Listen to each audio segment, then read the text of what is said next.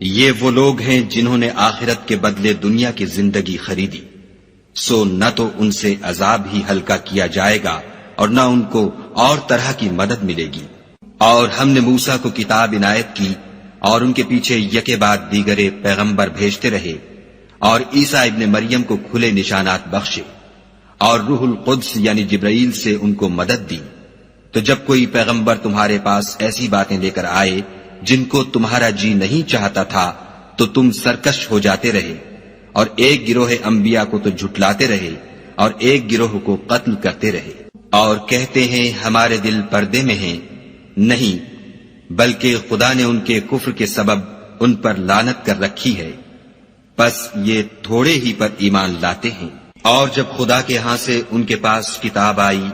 جو ان کی آسمانی کتاب کی بھی تصدیق کرتی ہے، اور وہ پہلے ہمیشہ کافروں پر فتح مانگا کرتے تھے،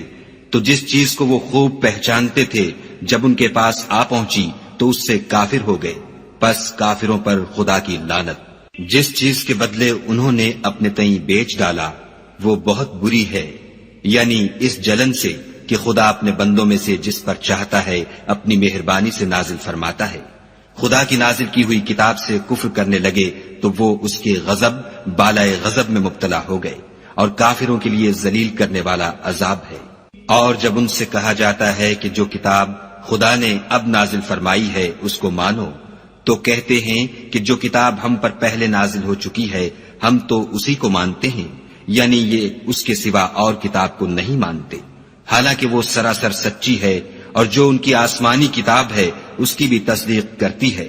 ان سے کہہ دو کہ اگر تم صاحب ایمان ہوتے تو خدا کے پیغمبروں کو پہلے ہی کیوں قتل کیا کرتے؟ اور موسیٰ تمہارے پاس کھلے ہوئے معجزات لے کر آئے تو تم ان کے کوہ طور پر جانے کے بعد بچڑے کو معبود بنا بیٹھے،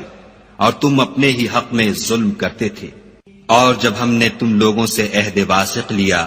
اور کوہ طور کو تم پر اٹھا کھڑا کیا اور حکم دیا کہ جو کتاب ہم نے تم کو دی ہے اس کو زور سے پکڑو، اور جو تمہیں حکم ہوتا ہے اس کو سنو، تو وہ جو تمہارے بڑے تھے کہنے لگے کہ ہم نے سن تو لیا لیکن مانتے نہیں،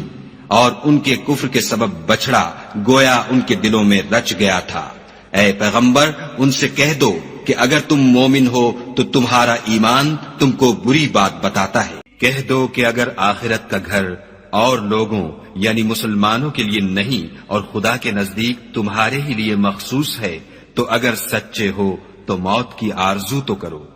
لیکن ان اعمال کی وجہ سے جو ان کے ہاتھ آگے بھیج چکے ہیں